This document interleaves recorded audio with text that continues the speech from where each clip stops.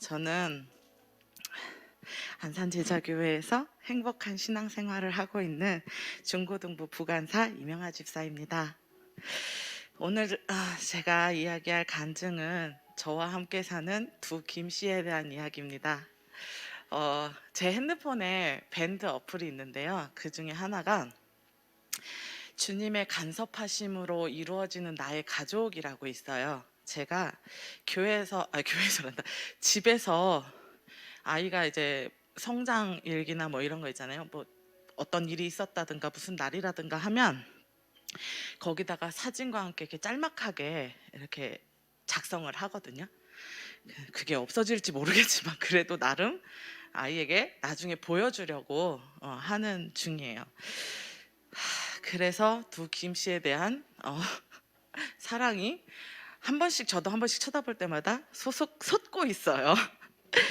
저는 어렸을 때부터 들어왔던 배우자를 위한 기도를 하고 결혼을 하였습니다. 기도의 내용은 배우자의 가정 환경이나 신앙심, 경제력, 그리고 외모도 빠지지 않았어요. 그리고 시댁의 경제 상황도 기도를 했고요. 시댁 부모님들의 성격이나 이런 것도 기도를 했습니다. 이 기도를 할 당시에 저는 신앙적으로, 정신적으로, 가정에서의 모든 면에서 굉장히 힘들어하고 있었고, 집에서 또 반대하는 사람을 만나다가 헤어졌던 힘들었던 기억이 있었기에 제 배우자를 위한 기도의 첫 번째는 친정엄마가 반대를 하지 않아야 하는 조건이었어요. 그래서 그것이 바로 뭐냐면 믿음의 3대 집안의 남자여야 했던 거예요. 그래서 저는 신앙적으로 바닥을 치고 있는데 그런 사람을 기도하기가 매우 힘든 거예요. 그래서 제가 상대방이 믿음이 너무 좋으면 제가 따라가기가 버거울까 봐 기도를 3대 집안의 남자이면서 신앙은 그리 좋지 못한 남자를 달라고 기도했어요. 제가 왜 그랬을까요? 이런 기도는 절대 하시면 안 돼요, 여러분. 그리고 바로 외모 기도를 하게 돼요. 제가 외모가 어렸을 때부터 제 외모에 만족을 한 적이 없기 때문에 그러니까 상대방을 어떤 모습이다 이게 아니라 이세를 위한 외모를 달라고 기도를 했어요. 그래서 제가 곱슬머리기에 생머리, 제 코가 들창코예요. 그래서 오똑한 코를 가진 사람, 또 눈은 쌍꺼풀이 없어야 되고 눈썹은 진하고 입술 두께는 너무 두껍지만 않으면 됩니다 라고 기도를 했어요. 근데 그 순간 머릿속에 이미지가 이렇게 스쳐 지나갑니다. 그 당시에 옆집 살던 언니인데요, 이마가 굉장히 좁아요. 이만큼 굉장히 좁은데 설마 기도하는 중에 떠오르는데 그거를 설마 이런 사람이 또 있겠어? 하고 생각하며 이제 기도를 하지 않고 지나가요. 네, 제 곁에 같이 사는 사람 또 있네요. 어찌됐든 외모에 관한 마지막 기도는요, 눈이고 코고 입이고 뭐고 하나하나 뜯어봤을 때 예쁘지 않더라도 그 채시라가요, 눈 따로 코 따로 입 따로 보면 그렇게 이쁜 여자가 아니래요. 근데 합쳐놓으면 그렇게 예쁜 여자래요. 근데 그거를 생각이 나서 다 전체적으로 모아놓고 봤을 때 흉하거나 추하지 않고 오히려 생각보다 예쁘다, 멋있다라는 말이 나오는 사람이어야 한다고 기도를 했습니다. 그리고 저희 신랑은 누가 봐도 그냥 스쳐 지나가듯 처음 보면 잘생겼다 이런 말을 듣습니다. 억울합니다. 네.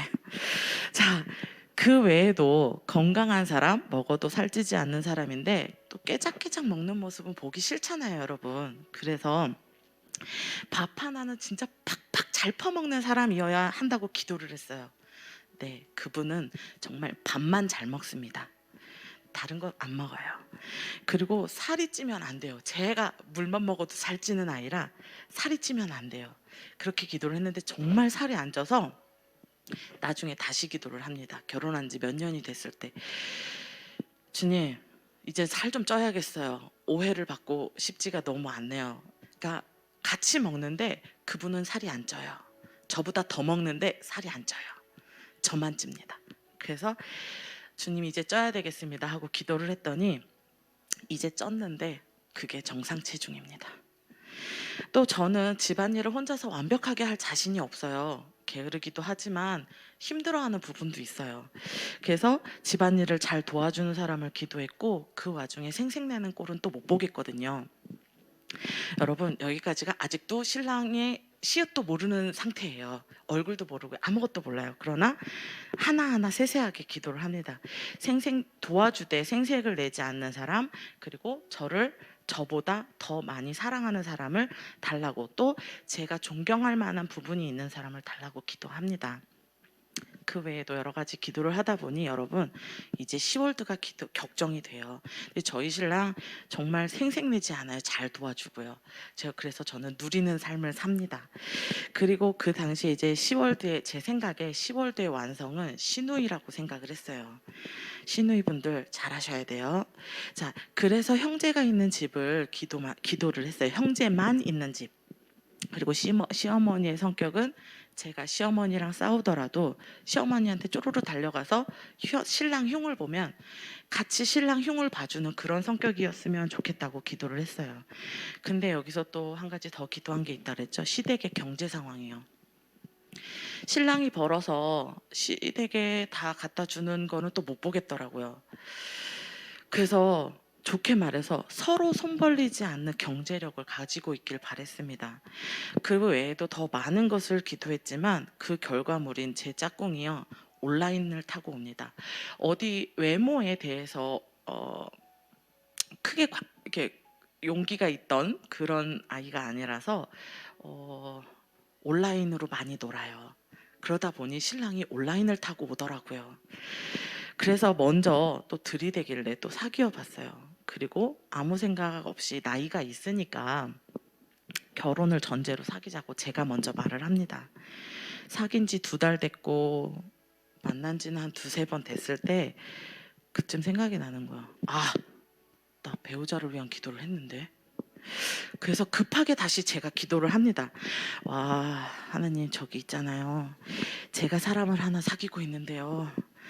주님이 제게 짝지어준 사람이면 다음에 만날 때 제게 선물을 하게 해주세요. 라고 기도하는데 돈이 별로 없어 보였어요. 직장 없는 백수였거든요. 그 당시에. 그래서 주님, 돈은 별로 없어 보이니까 선물과 돈을 선물을 돈과 정성 50%, 50대 50이라고 한다면 정성이 조금 더 들어가도 괜찮습니다. 라고 기도를 했어요. 그리고 그 다음 만나는 날이 됐고요.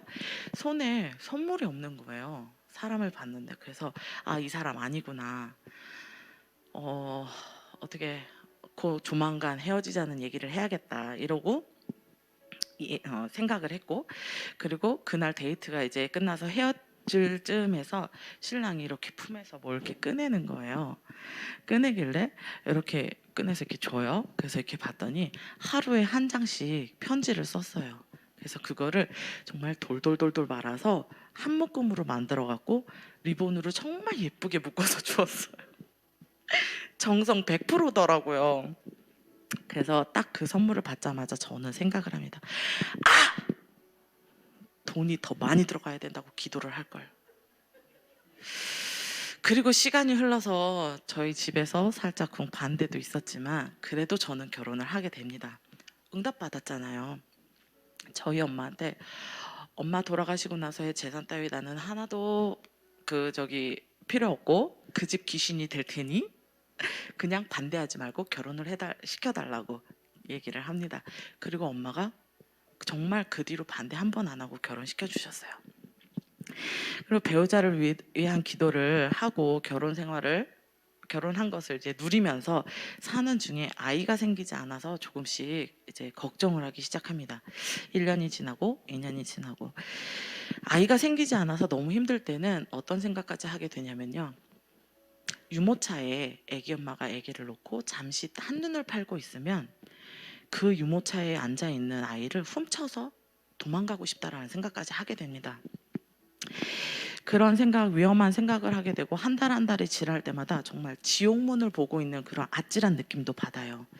근데 시댁에서는 정말 감사하게도 제게 아이가 생기지 않는 것에 대해서 크게 쓴소리 한 번 하지 않으셨어요. 그냥 조심하게 제가 상처받을까 봐 조심스럽게 물어보는 정도이셨어요. 근데 제가 어, 사촌 언니 중에 어떠한 방법으로도 아이를 낳지 못한 언니가 있어요.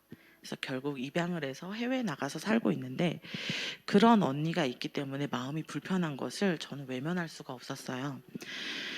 근데 또 주님은 제게 희망을 자꾸 주세요.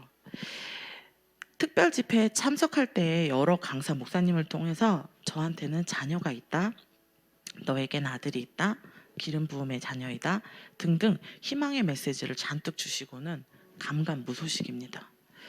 저는 그 예언 기도들을 믿고 기다리는 것 말고는 할 수 있는 게 없었는데 지금은 없어진 건지 코로나 때문에 잠시 멈춘 건지 모르겠지만 교회에 자녀를 위한 어머니의 기도회라는 것이 저희 교회에 있었어요.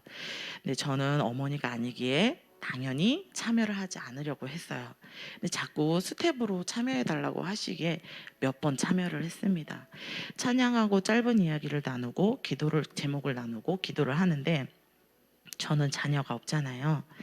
그래서 그냥 친정엄마나 막내 이모, 외숙모 등 자녀를 잉태한 후에 10개월 동안 아이를 위해 기도했다. 그랬더니 그대로 태어나더라. 이 얘기를 들었던 것이 기억이 나서 배우자를 위한 기도를 했던 것처럼 하나하나 기도를 하기 시작합니다. 그 제가 남자아이를 바라는 게 제가 저기 맏며느리거든요. 근데 남자아이를 바라는 게 너무 사치스러운 것 같았어요. 그래서 남자아이를 달라고는 기도를 못 했는데 어, 생각해 보니 남자아이라는 것을 베이스로 깔고 제가 기도를 했더라고요. 근데 이 사실도 잊어먹었다가 아이가 생기고 성별을 알고 나서야 기억을 해냈어요. 그리고 역시나 배우자를 위한 기도를 했을 때처럼 신앙 부부는 이제 하나님을 사랑하는 아이를 제일 먼저 기도했어요. 그리고 키는 여러분 잘 들으세요. 187에 몸무게 78입니다. 이 아이가 어떻게 자랄지 함께 지켜봐 주세요.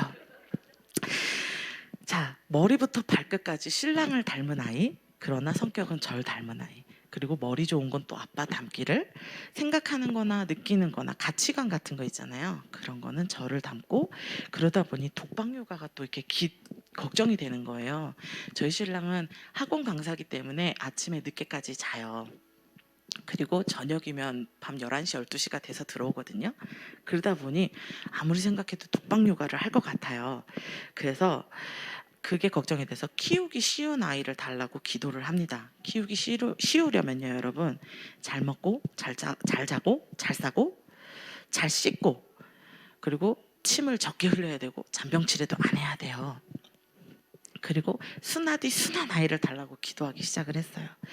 그리고 자라면서 크게 다치는 일은 없어야 된다고 생각을 했기 때문에 무엇이든 간에 눈으로 보고 어느 정도 파악을 한 다음에 손으로 덤벼드는 아이여야 한다고 기도를 했고요.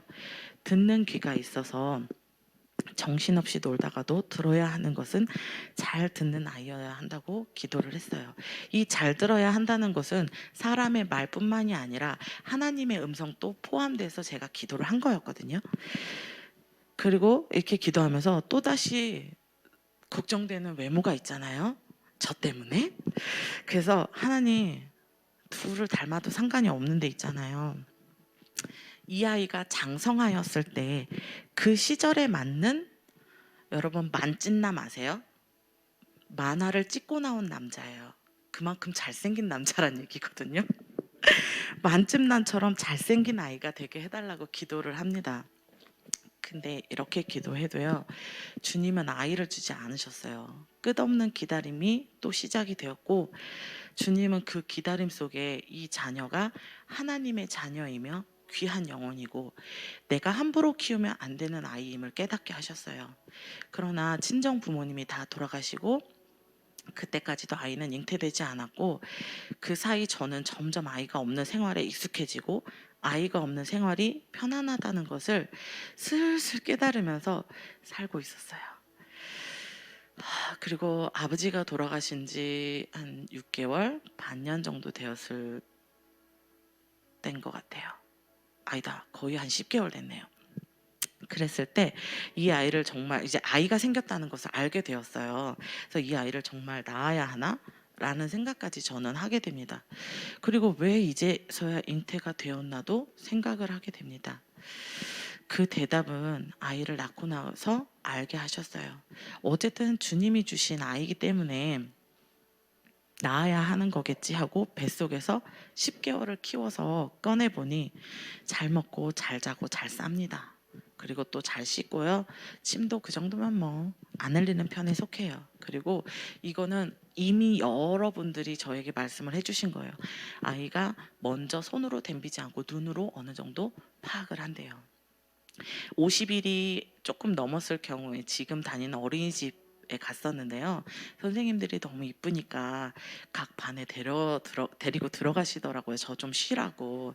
그래서 각 반에 애들을 데리고 들어갔는데 아기를 데리고 나오시면서 하는 말이 형 누나들을 하나하나 쳐다보고 그제서야 이제 활동을 한다고 이렇게 이야기를 해주시더라고요.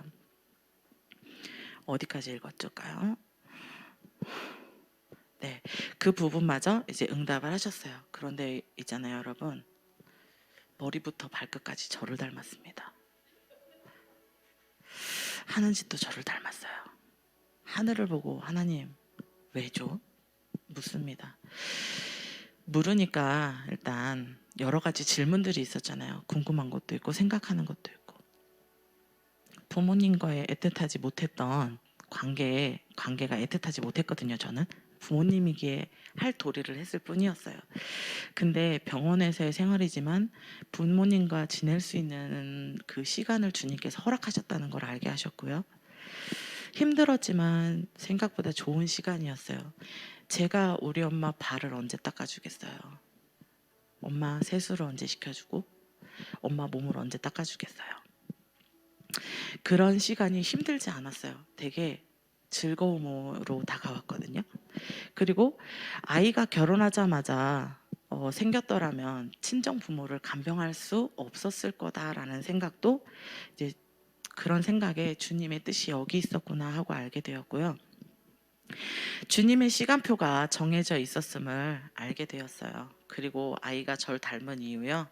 이거는 그냥 응답을 받은 건 아니고 제 생각인데요. 하나님의 위로인 것 같더라고요. 저는 부모님이 6개월 사이로 다 돌아가셨거든요. 그래서 정말 휘몰아치는 그 상황에서 힘들어 할 만도 한데 하나님의 위로가 이렇게 찾아온 것 같아요. 저는 이제 삶을 하나님과 같이 사는 방법을 아이에게 가르치려고 합니다. 제가 아이에게 응답받아서 누리면서 사는 신앙생활을 물려주고 싶어서 노력하는데 사실 벌써 지칩니다. 힘들어요. 아이가 무겁거든요. 그래서 제가 지치지 않게 함께 중보해 주시면 감사하겠습니다. 그리고 다른 이야기 같지만 같은 맥락에서 부탁 하나 드리면서 간증 마치겠습니다. 여러분 기도하실 때 다음 세대를 위한 그리고 제자교회 중고등부를 위한 기도와 관심 가져주시면 미리 감사드립니다.